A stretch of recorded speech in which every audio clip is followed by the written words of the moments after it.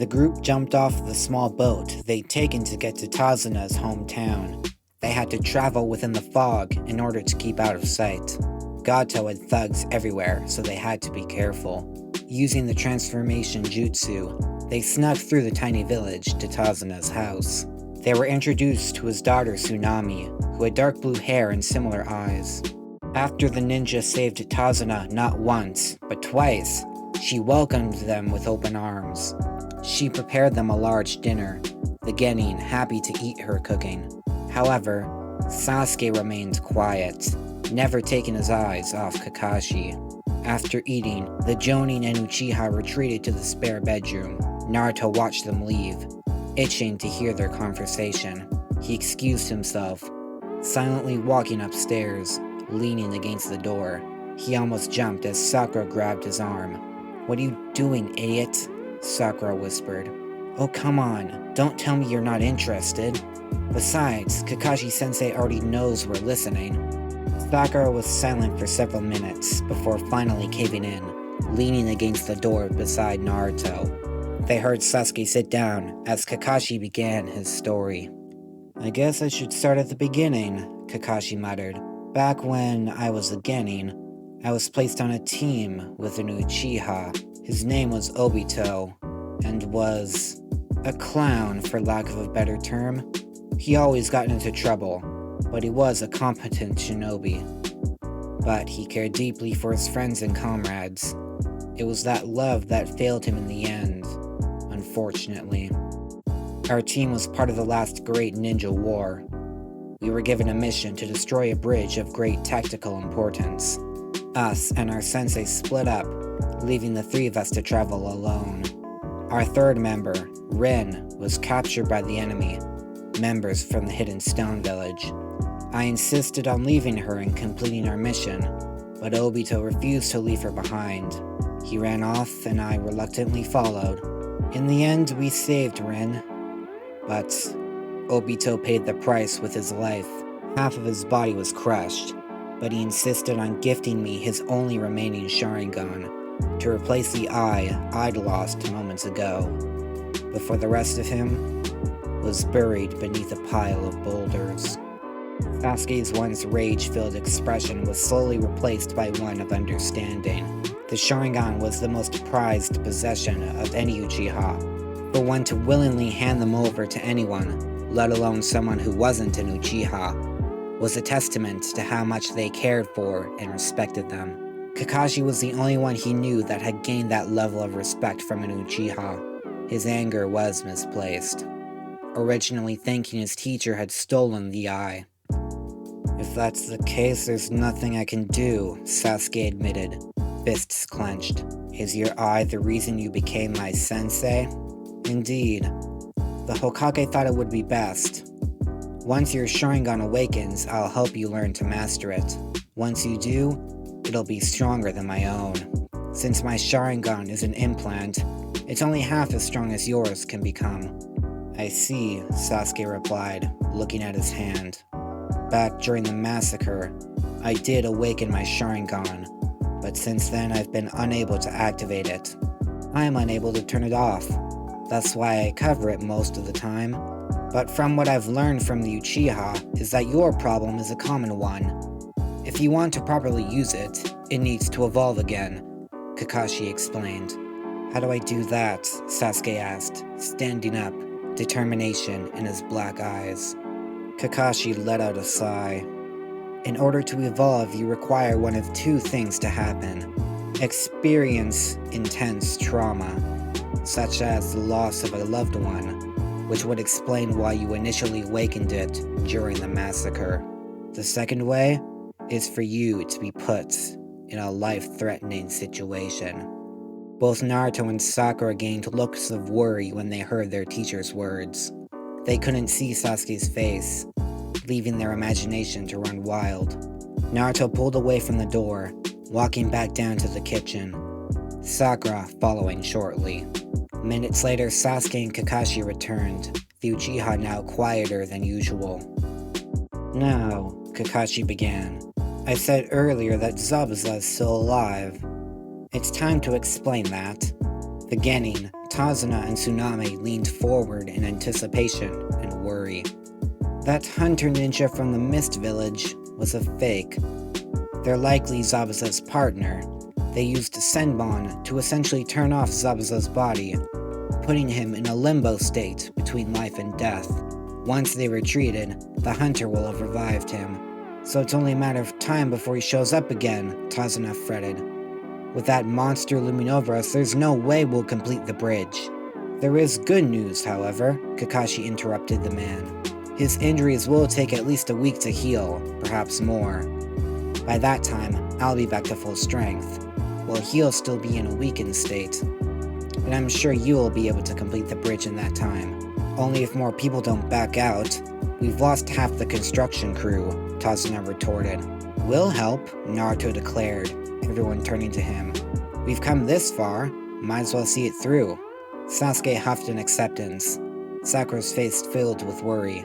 Kakashi sighed, running a hand through his silver hair. I guess we don't have much choice. However, your training is going to increase dramatically. Zabuza won't take my Genin lightly after what happened during our fight. So, you need to be stronger and fast. So when we're not training, we're helping with the bridge? Sakura asked. Correct, Kakashi answered. So get to bed. You need all the rest you can get. 2 days later. Wind style, soul speed. Naruto bounced around Kakashi who, as always, had his book out. He'd managed to land one punch, while receiving dozens from his sensei. Sakura was a few feet away, working on her strength and endurance by lifting a bucket of rocks while standing on one hand. Sasuke was out helping with the bridge that day, having trained almost the entire day before. Naruto did a series of backflips, throwing kunai as he did. Kakashi caught each one, throwing them back with greater speed. Naruto did hand signs as fast as possible, but he wasn't able to finish before the blades grabbed his clothes, sticking him to a tree. He groaned in frustration as Kakashi freed him. You've certainly mastered soul speed, and the duration of your hand signs have shortened noticeably. I'm still not fast enough though, but since I've mastered my own original jutsu, does that mean you'll teach me a new technique? Naruto pleaded. Kakashi paused, thinking it over. Well, you only know one other wind jutsu besides soul speed. It wouldn't hurt to have another in your arsenal. Alright then, watch closely. Kakashi turned away from the blonde, slowly doing hand signs so Naruto could watch them. Wind style. Air current dance. The air seemed to condense around Kakashi's arms and legs. He punched the air, the tree in front of him gaining a large hole through the trunk. He then did a spinning kick, the tree toppling over thanks to the blade of wind he created. This is an advanced version of the Gale Palm technique, so you should learn to use that first. Considering you created your soul speed jutsu from scratch, I doubt you'll have much difficulty with learning air current dance. Naruto nodded vigorously. Thanks, Kakashi-sensei. One other thing, the Jonin said, leaning down to whisper. How has your other elemental training been going? I looked through that scroll you gave me a while ago. With it, I'm able to use each element with ease, but I still can't use any ninjutsu with them. Although I'm close to figuring out both the fireball jutsu and the liquid bullets jutsu. Kakashi nodded. You're making good progress then. Train with those two techniques as well as air current dance. Hopefully you'll have one, maybe two by the time Zabuza comes back. Sensei? Naruto and the Jonin looked over to Sakura, her arms shaking uncontrollably. She'd been handstanding for 3 hours and holding the bucket of rocks for 8, easily surpassing her limits. She was surprisingly determined to keep going, but knew her body couldn't handle it. Kakashi chuckled. You can stop now, Sakura. Take a short rest, then I want you to spar with Naruto. Sakura's eyes widened as she fell to the ground with a thud, breathing heavily. Fight against Naruto? As much as she wanted to hate him, she realized during the confrontation with Zabuza that he was above her, perhaps equal to Sasuke. She didn't even let the thought of him being stronger than the Uchiha cross her mind. If Naruto was being honest with himself, he'd been waiting for the chance to fight Sakura and beat her with ease. He didn't hate her, but he wanted her to realize his strength and stop berating him. While Sakura rested, Naruto started work on his ninjutsu as Kakashi watched from the sidelines. Half an hour later, Sakura was ready to fight, as was Naruto. The blonde had a massive grin on his face as chakra filled his legs. Wind style, soul speed! Sakura barely managed to avoid a kick, Naruto's foot coming mere inches from her face. She rolled to the side, throwing a set of shuriken. Naruto turned, channeling wind chakra around his hands. Wind style, gale palm! Kakashi was pleasantly surprised when he saw Naruto use the technique after only learning it moments earlier. He still had a ways to go before learning air current dance, but knew Naruto would reach it in no time. Sakura ate her meal with a disappointed expression. Naruto had defeated her in less than 2 minutes. Afterwards, Kakashi gave her more training, bluntly saying that she needed to catch up to him and Sasuke. "I'm weaker than Naruto?" She repeated the question in her head. She remembered Kakashi's response. "You're not weaker, you simply don't have as many tools. A shinobi's strength comes from their mind and how they use those tools. If it were up to pure strength and speed, Zabuza surpasses Naruto and Sasuke. No questions asked. They freed me from the water prison because they outsmarted him. Your academy instructors say you have remarkable levels of intelligence, but don't use it. With the proper training, you'll become a great asset to your comrades. But it's up to you to bring out that tool of yours." She didn't know what he meant by bring out that tool, but she had to find out. She'd come to a realization after the battle. Sasuke, the one she fawned over continuously, never acknowledged her. The reason was because she wasn't strong. He acknowledged Naruto, someone who was strong. If she wanted him to notice her, she needed strength too. Kakashi caught her muttering this to herself, the feeling of disappointment coming over him. She wanted to grow as a shinobi, but for reasons that likely wouldn't bear results. He considered telling her that, but realized it wouldn't change anything. She needed to learn the hard way. Both he and Sakura's thoughts were interrupted by Tazuna. "A pair of thugs hired by Gato were loitering around the bridge today. I just wanted to thank you, kid, for scaring them off," the man said, looking to Sasuke. "It was nothing," Sasuke replied, giving a slight nod to the man. "I wouldn't be surprised if more show up tomorrow," Kakashi said. "In that case, I'll send both Naruto and Sakura as guards." Idiots. They turned collectively to the origin of the insult. Tsunami's son, Inari. They'd caught glimpses of him the past few days, a scowl always on his face. "What did you say that for?" Naruto asked, eating the last of his meal as he spoke. "You're gonna get yourselves killed." Naruto's eyes instantly softened. "It's possible." "You can't defeat Gato," Inari retorted, his anger rising. "Gato was the least of your problems at the moment," Kakashi interjected. "His regular thugs will be easy to handle. It's Zabuza and his partner that will pose problems." "You don't know anything," Inari shouted. "You don't know how much we've suffered because of him. You guys get to live in your big village where you don't ever have to worry about anything. You got an easy life." Naruto's face instantly changed. Sasuke's eyes narrowed. It was the same expression from their confrontation with Zabuza. Cold emptiness. His face changed once more, turning into a cold rage, sending shivers down his spine. Sakura found herself frozen, while Kakashi merely looked at the blonde, sadly. "Have you lost someone to Gato?"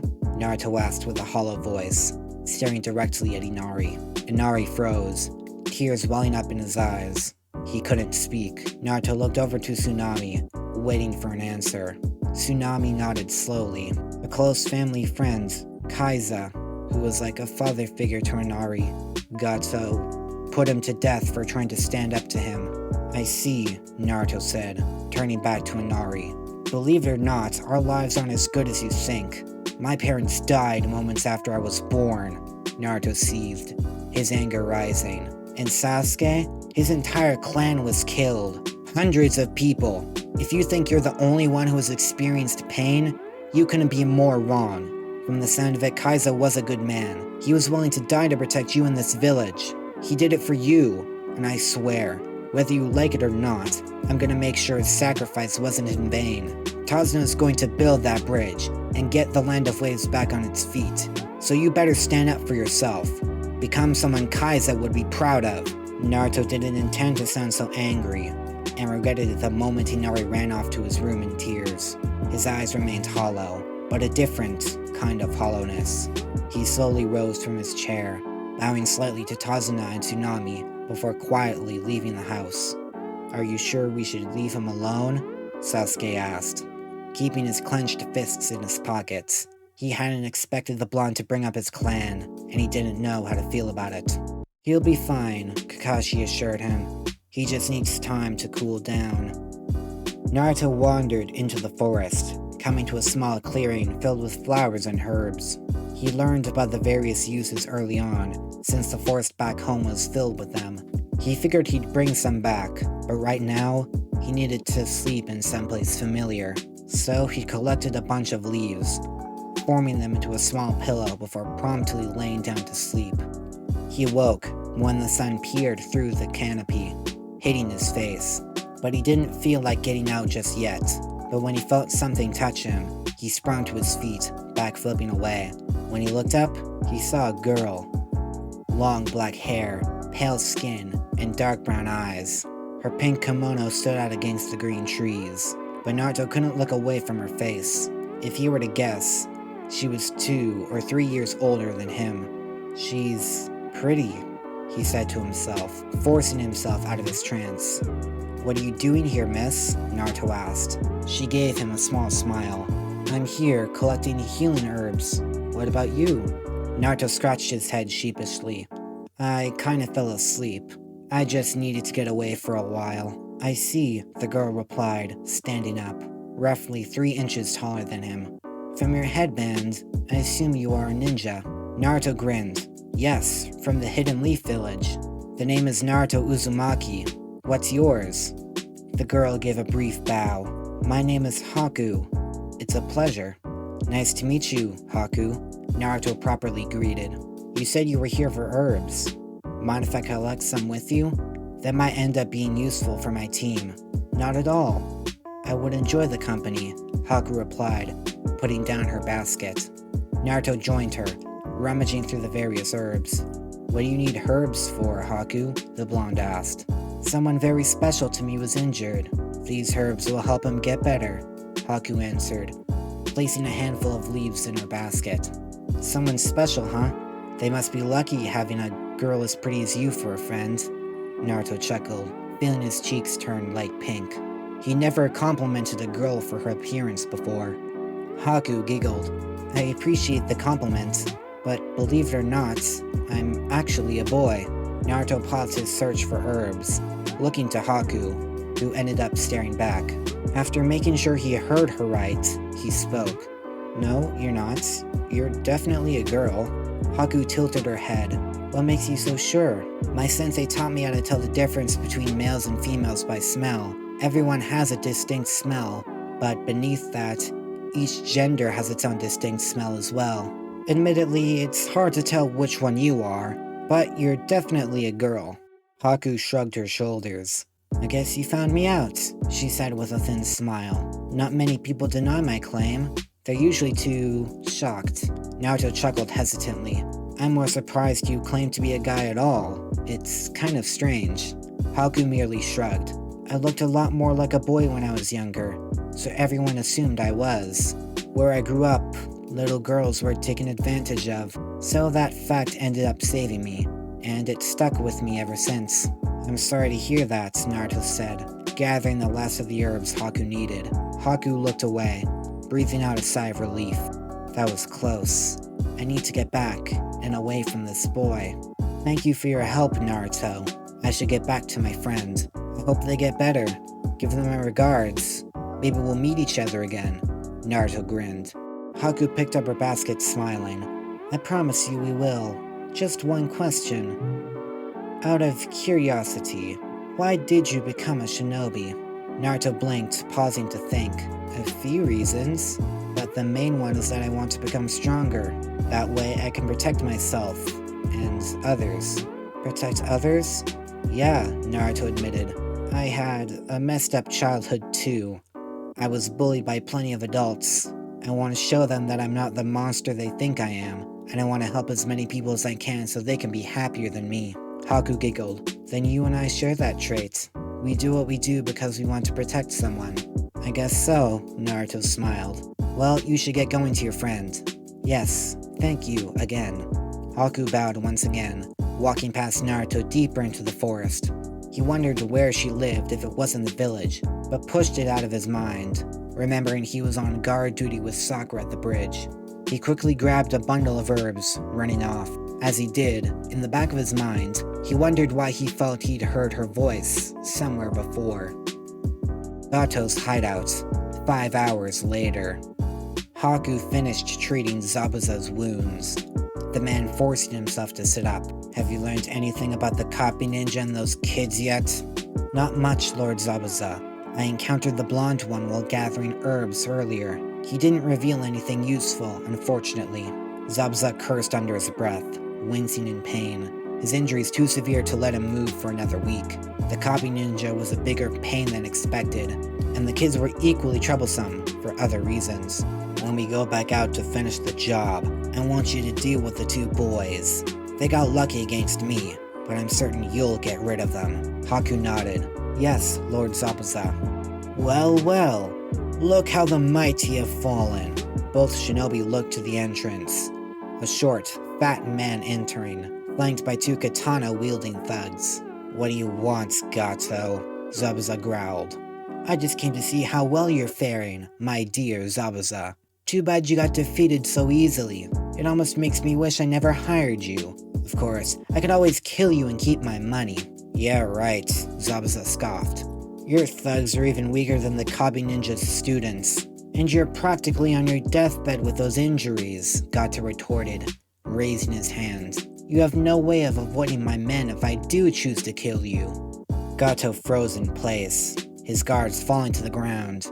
Their blood is spraying across his suit and face. The girl named Haku pressed a senbon against his throat, drawing blood. If you ever think about breaking our agreement, I'll kill you, and we'll take everything for ourselves. You only live because Shinobi Code forbids killing your employer, but we aren't aligned with any village, so those rules don't always apply. Tread carefully, Gato, Haku whispered darkly, slowly withdrawing her senbon. Gato stumbled backwards, using all his willpower to not scream in fear as he dashed out of the room. Haku turned back to Zabuza, sitting down in front of him. Good work, kid. Now, I want you to keep an eye on the bridge and the getting from the shadows. Once the bridge is nearly completed, we'll make our move. Haku bowed. Yes, Lord Zabuza. I am your tool. I live to serve your every command. Zabuza chuckled.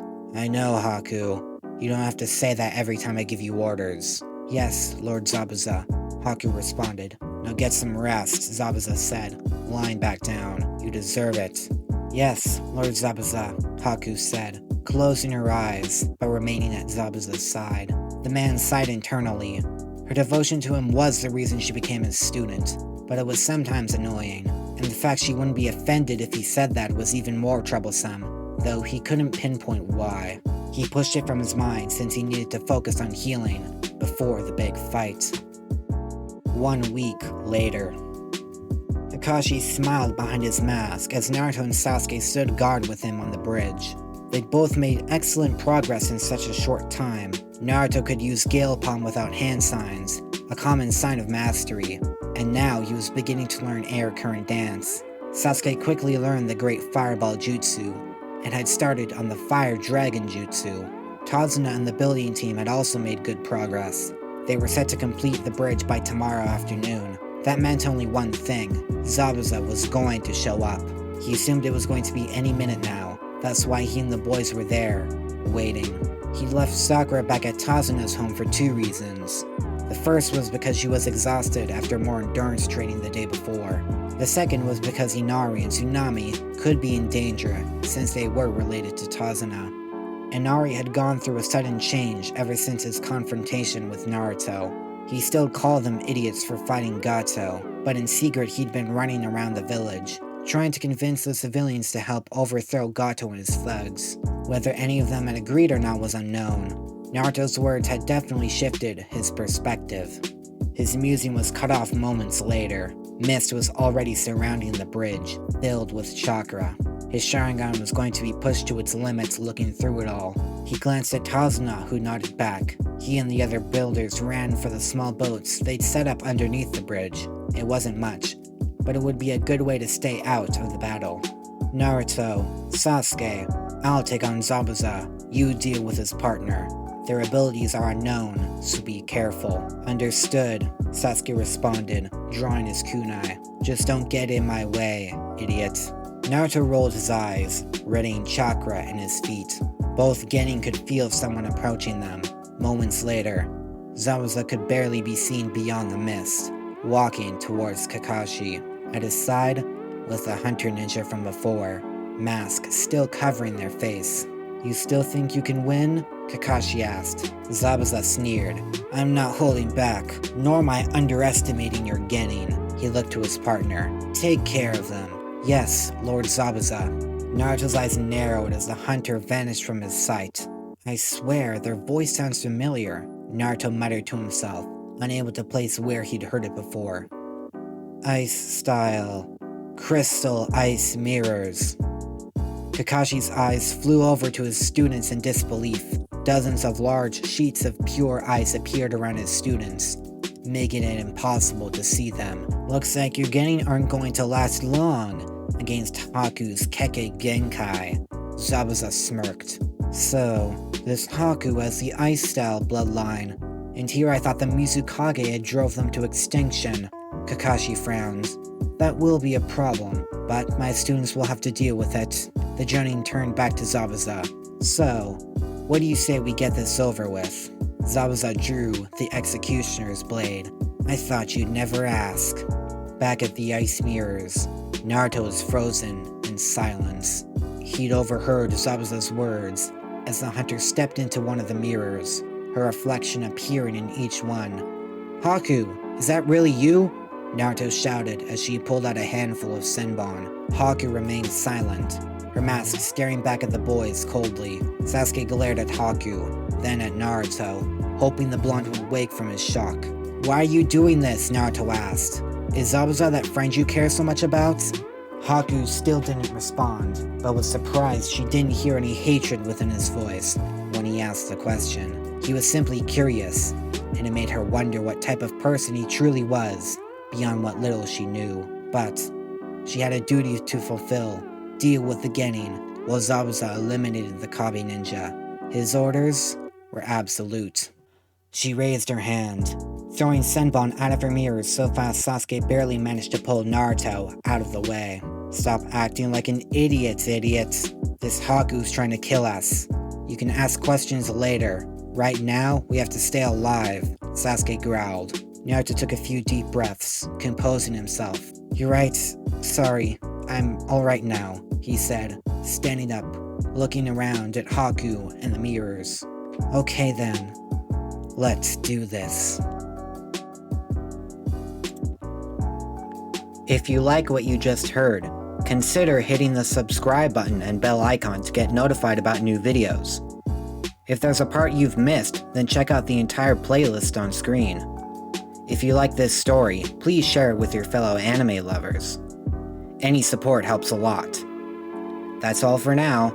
This is Ninja Kai, disappearing in a golden flash.